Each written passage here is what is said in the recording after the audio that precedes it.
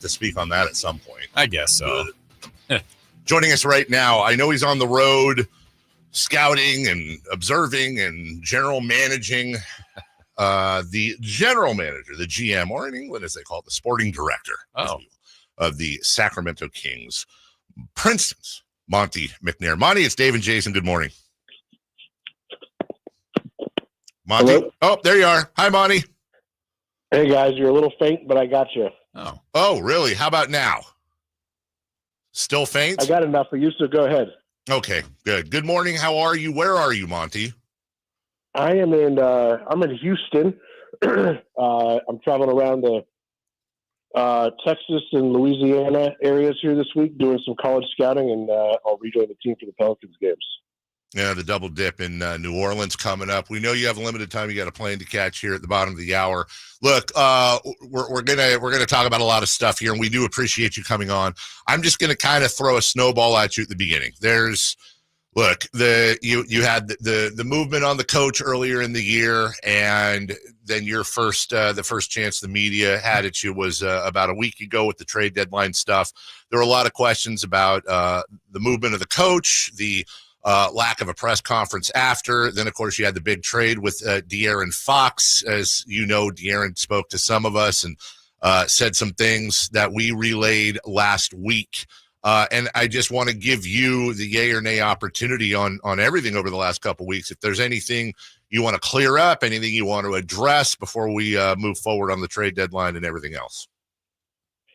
Well, Dave, first, I would just like to reiterate, a few things I said about, everything that both Mike and De'Aaron have done for this organization over the last, for Mike 2+ years and for De'Aaron longer than that. And, certainly the 2 prior years are 2 of the most successful, in recent vintage for this group. And those 2 guys were, 2 absolute pillars of that. We obviously respect and thank them for that. Obviously for De'Aaron, who's been here since a rookie, a big move, but we wish him nothing but the best. Obviously he'll go down in Sacramento lore as one of the best players to play here. At the same time, I think it's, we're flipping the page to a new iteration. And certainly these last 2 games, getting a couple wins, getting these guys integrated, we're now looking forward and the goal remains the same. Let's get back to the playoffs and try to make some noise here in the next few years. Monty, I was thinking about the De'Aaron trade. Look, no offense to any other trade that you guys have to make because they're all important trades. But when you start to go down that road of thinking of trading a guy like De'Aaron Fox, those are the kind of things that can keep you and others in the front office up at night. So what were some of the factors in when you actually landed on the idea of moving on from De'Aaron? Yeah, I think, I talked a little bit last week on, what it would look like going forward. The chances of keeping him versus what we could get for him. But, I think for us, when we did go to the market, wanting to stay competitive, being able to get somebody of Zach's quality, a multi-time all-star, somebody who can come in and, add a dynamic presence, especially to our offense with his shooting and athleticism. At the same time, stockpile our assets and our pick package. So getting a player that keeps us, we think very much in the thick of the Western Conference, plus, 2 unprotected picks and a handful of others that we can use to improve the team, some of which we already did. I think that package was enticing to us. And so, obviously we'll see how it ultimately ends up working out, but we're excited for what we've seen so far.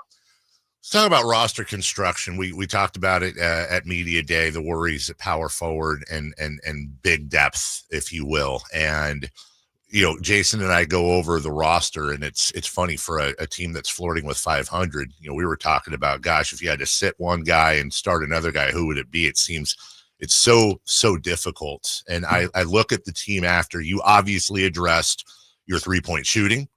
You obviously addressed, and thank you for listening to the show, by the way, because we were screaming for Valanciunas forever, so we appreciate that, and you're welcome.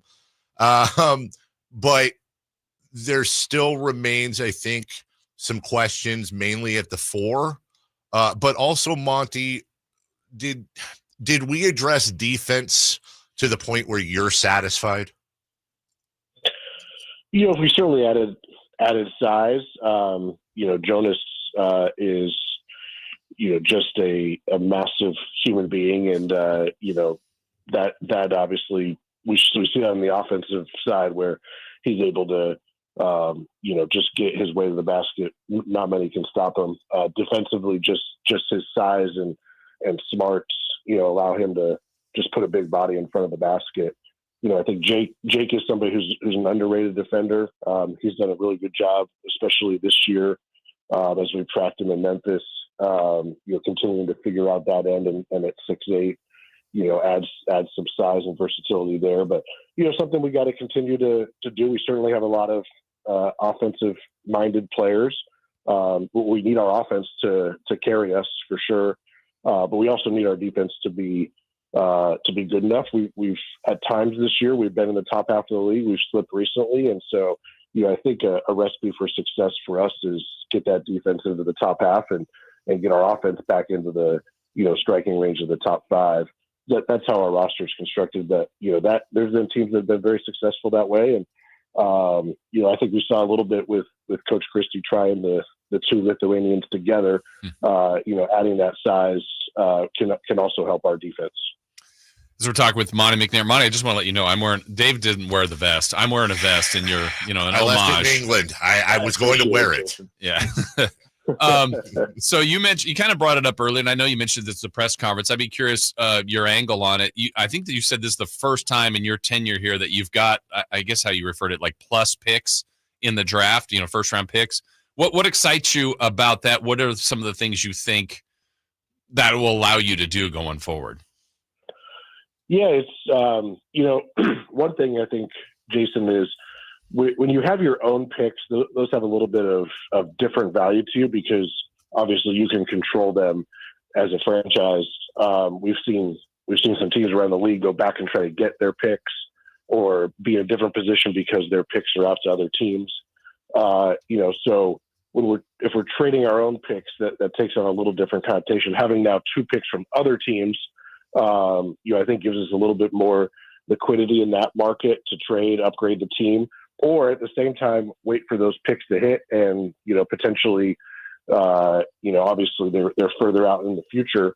But those could be really high value picks. We've seen some teams that have been able to parlay that into keeping their competitive window open as well. So, both those ways that we can use them. And we're excited to have a little bit more, gunpowder dry. Just one quick follow up on that, Monty. We were trying to dissect your moves, and maybe we're overthinking it, but with the Herder pick almost certainly conveying this year, the Charlotte pick was part of the Fox deal. It's a first round pick, but it's almost. We would bet our houses it's going to be 2 second round picks. Did the Stepien rule work in there at all in your thought process with conveying our first round to free you up, whether it would be at the trade deadline or perhaps later pre-draft to be able to not be encumbered? Was that a part of the thought process at all? No, not as much. We're pretty good on the Stepien. We do, if our pick conveys or not, I think we'll be able to, either way, we'll have a pick, certainly by 27. So we'll be in pretty good shape there. For us, it was, like really getting unprotected picks and being able to get two of those. Obviously the third, kind of higher value first that we got, ended up going in the Zach LaVine trade. But, those unprotected picks are, as you guys know, the top of the draft is really hard to get to. Our hope is that we continue to compete. Obviously, we want to be even further into the playoffs, but where our pick is in the back half of the draft. And so we need other teams' picks to give us a little more fodder for trade or maybe a shot at picking in the lottery. Monty, I'm curious your answer to this. Dave and I talk about this a lot. If you guys were to make a draft or make a trade, there's going to be a grade that day, that next. It's so unfair, but it's done. We get it. There's clicks, but we say, look, you got to take some time. You got to give it to evaluate it. Just you do this for a living. How quickly do you evaluate your own work, your own draft picks, your own trades? What's a fair time, do you think, as someone that does this professionally? No, good point, Jason. I think the word process has been thrown around a lot in recent years, but I do think, our hope is we can grade our process early.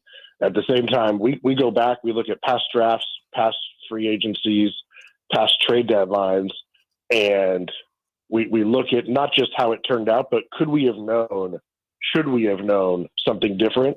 Did we predict the market correctly? Did we predict, which players would move?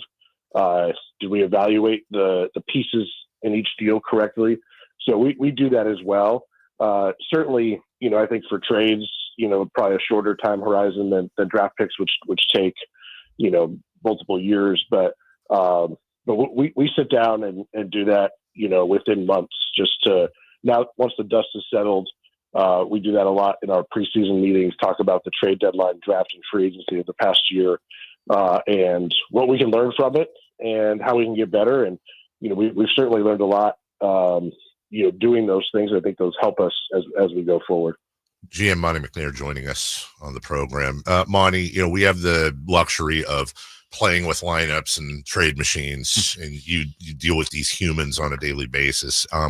We also talk often about how, as much as we can look at numbers wise and analytics wise, you guys have, the research and the things you can fall back on are insane. We look at, for example, Keon Ellis, and just about every number we look at, the team is better with him on the floor in games that he started. I want to say they're, 6-3, we said yesterday, something like that. But then when we tried to play the game of, if you start Keon Ellis, who the hell do you sit? That's how we started the conversation. I'm just going to ask you philosophy, because I know philosophically you're not going to sit here and say, well, Keon's better than this guy. But when you are consulting with the coaching staff and you're all sitting around discussing lineups, how much does, salary, ego, will this guy go to the bench and pout? Will he not? Do you guys try to shut all that noise out, or when you make the decision, does that stuff factor in? Yeah, I think the good thing is, from Vivek to myself, to Doug, we give the only stipulation to win games. I think the good thing is, I do think a lot of us, view this as we kind of have 6 starters. And one thing I'll mention is, if you kind of go through, obviously the starters kind of start each half and end each half often. Although, we saw a little bit last night, some mix and matching towards the end of the halves. The middle part, we do get a lot of mix and match with those groups. So, I do think Keon has certainly earned more and more playing time throughout this year. When we've had injuries, he's stepped in and been that starter. But he's also gotten to 30 minutes coming off the bench and had huge games defending the other team, hitting threes, doing what he does. So, I think we get plenty of lineup iterations that make sense as we go through. And our starting lineup was fantastic last night. So, it's one of those things where really we view it as those 6 guys, they got to play big minutes because they're all really good players. We got 3-4 other guys off the bench that are going to have to come in and do what they've done the last couple of games. But start, finish, for me, the biggest thing is, how many minutes are we getting, and, what are the best lineups we can put on the court, not just at the start, but throughout the entire game. So I think Doug's done a good job of that. The coaching staff continues to look at it. But I do think Keon's kind of earned the minutes of a starter, whether he starts or not. Monty, you were talking earlier about evaluating your moves. Does Keon feel for you like one of your success stories? Best ones? Yeah, I got to give a ton of credit to, our scouting staff, our analytics group, to find Keon. We went after him post draft, and then a ton of credit to our G League system, where he spent the bulk of his first year and a good chunk of his second year developing, and then our coaching staff to, Keon's turned himself into, one of the best 3-point shooters and defenders, the proverbial 3-and-D guys in the league. And, without him, I think we would be in a much tougher spot, because he just plugs so many holes for us. He's able to play multiple positions, and like we said, he can start, he can come off the bench. So, big credit to our group there. Monty, I'm just going to ask the question off the top of my head, something I've wrestled with all year, and I think a lot of fans have too. And it's probably unfair, but whatever, you're smart. Domantas Sabonis should be an all-star if the league didn't have some sort of conspiracy against us, but we can get to that later. DeMar DeRozan's a future Hall of Famer who dropped 42 last night. Keegan Murray, who needs to improve his three-point shooting, but every month he has, and he's a true 3-and-D guy. Zach LaVine is a guy who, for some reason, you put on a Kings jersey and you cut your percentages in half, but I imagine he'll recover. He's a true blue scorer. And even before that, De'Aaron Fox was a badass. And then you have Malik Monk, who was flirting with sixth man of the year every year. And these guys are all playing like 38 minutes a game, so I don't want to use the bench. I find myself looking at this team and going, why are they flirting with 500? Like legitimately, I'm asking you, why have they not been better in your opinion? Because on paper, in my opinion, they're so much better than their record is. Well, before I answer that one, I want to go back to the start of your question where diatribe. I do not understand how Domantas Sabonis is not an all-star. We've already had an injury replacement. He wasn't named. Not quite sure what else the guy has to do. I'm heartbroken for him. He's made it. He's done his thing. He's been all NBA. He's been an all-star. He's an amazing player. I think everybody in Sacramento and all the Kings fans, respect him. I wish he got more respect around the league. But what he does for us on a night in, night out basis is just amazing. It's almost like he's too consistent and, right. Too good every night. So just wanted to say that. But yeah, look, I mean, there's no hiding from the fact that, we had higher expectations than we've shown so far coming into the year.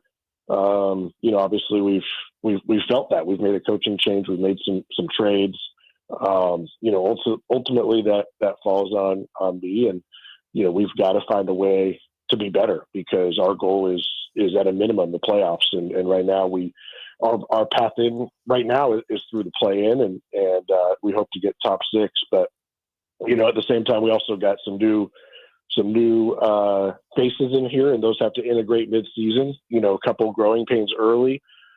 First couple games, I do think the last couple games we started to see guys settle in some more, so that's another challenge. But I don't hide from the fact that this group being around 500 is just not good enough. That ultimately falls on me. We continue to try to find ways that we get to where we want to get to, which, like I said, is the playoffs, and then making some noise there. So. Hopefully a big 30 games, 29 games, whatever we got left here down the stretch to make that right. And, we go on a big run here, and, I think everybody can be happy at the end of the season. Monty, I know we did talk before the season. There's a bunch of media that got together. We were talking about the West and kind of what would the number be to be where you guys want to be, a top 6 team. So a playoff team as opposed to a play-in. We've seen like OKC sprint out there and get way ahead and kind of push a number way up there, but the rest is still kind of attainable. Has the West played differently than you thought maybe before the season started? I would say 2 things, Jason. One is we went into the season. We knew Oklahoma City was likely to be the number 1 team, and they've proven that. We thought 2 through 11 or 12 was going to be really, really tight. And it really has been. Maybe one team dropped out, one team went in, but that group has been tight.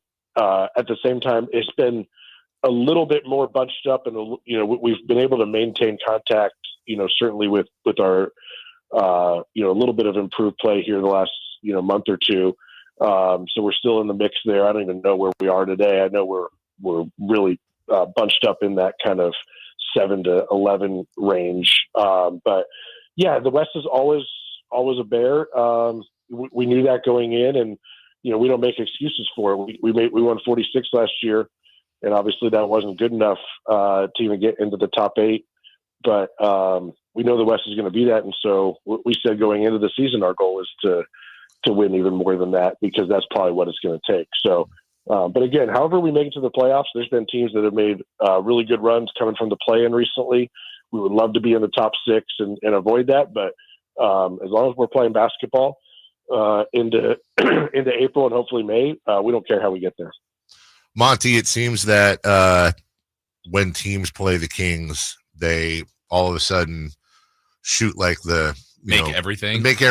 And I want to go back to defense because that for me, and I think a lot of people is still the big worry, a perimeter specifically. And we don't have we say we don't have a rim protector, but Sabonis he gets a lot of flack. He's a better defender than most people think. But when you look at the roster, just the starting five, Sabonis, let's call him an above average defender. DeRozan, average. Murray, above average. And maybe you disagree with some of this. Levine, I'm just saying metric wise, they're listed as average, same as Monk. I look at the head coach, Doug Christie. We talked about this yesterday.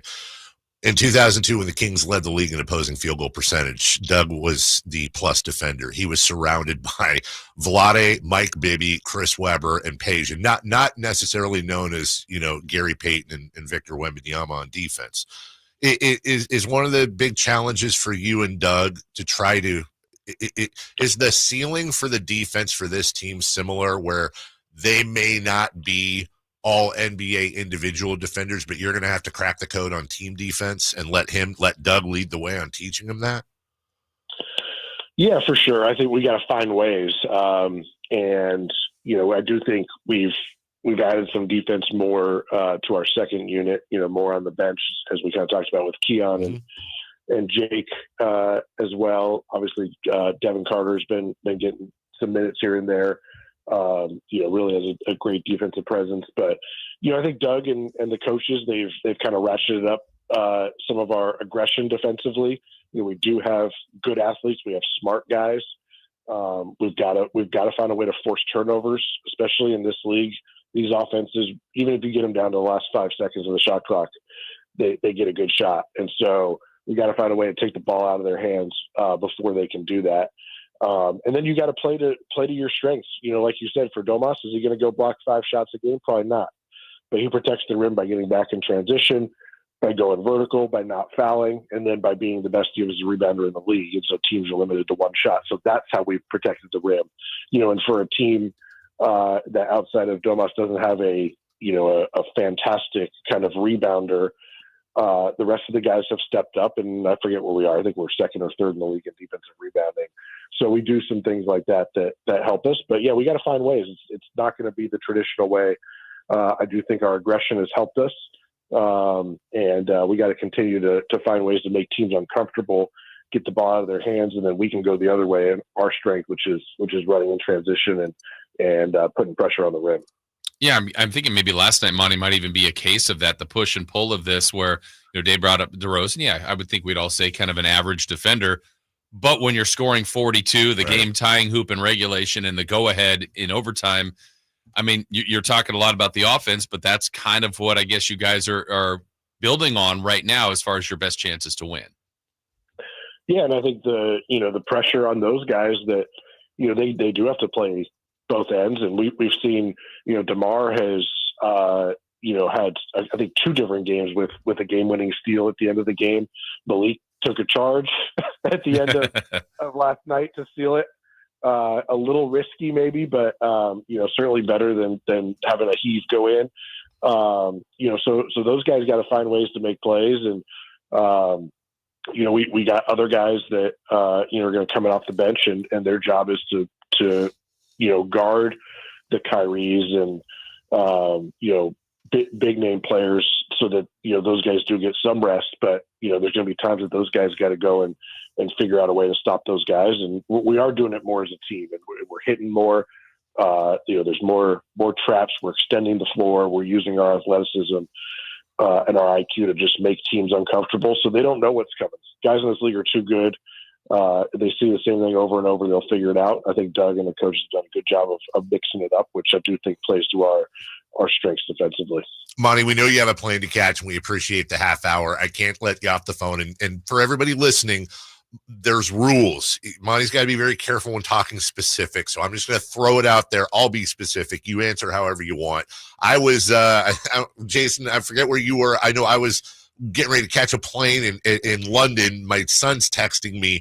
Everybody remembers where they were when Shams Charania reported Luka Doncic got traded, and everybody thought he got hacked. And then the fallout happened. Honestly, I'm just curious how much you can go into, how do you guys find out? Where were you? And, were you as shocked as we were?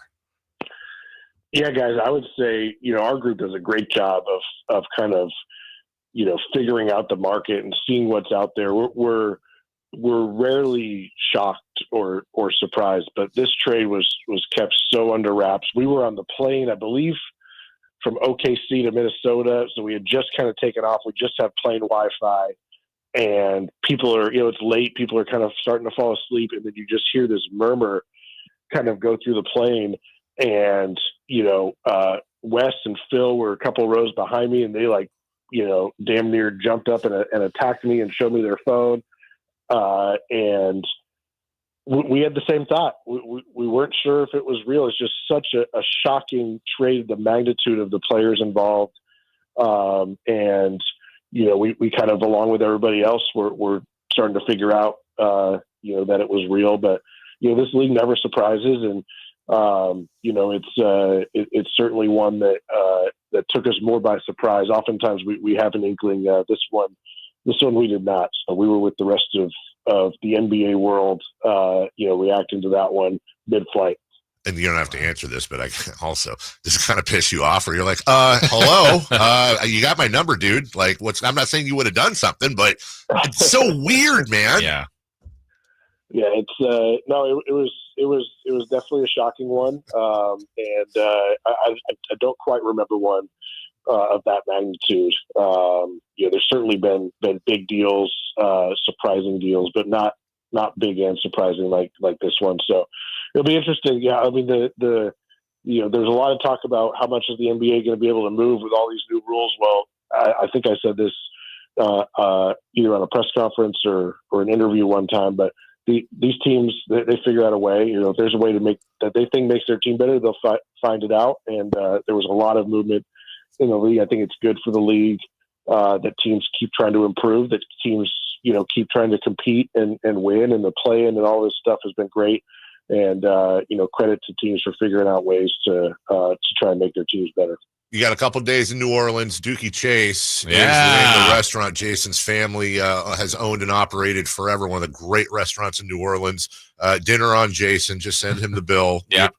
We appreciate the time, and I know it's been a rocky road, dude. We love you, but we also need to win ball games, and we're all rowing in the same boat. So thanks for coming on and answering our questions. Well, Jason, I'm going to hit you offline to make sure about that. And, yep. Dave, I just want to, I hope everybody, all the fans listening, that we hear that, we see that, we're working. We understand, that this season, has not been up to the expectations that we had either. And, that's my job. We're going to try to keep getting there. So, we're working. We appreciate all the support, throughout the years here. And we also know that there's big expectations here in Sacramento, and, we aim to meet them. Okay. There's a sophomore I know in high school that's got a pretty good 3-point jumper, red hair. I know we just lost a guy with red hair, so I can send you some film. Okay. Sounds good, guys. Thank you. Fly safe, brother. Take care. It's Monte McNair, GM of the Sacramento Kings. Or did you get your son out there? Or was that your son? I'm not at liberty. I'm not at liberty to. I can't talk about specific players. I assumed. We will take a. Well, you know what assuming does. Yes. It brings us to the next segment. So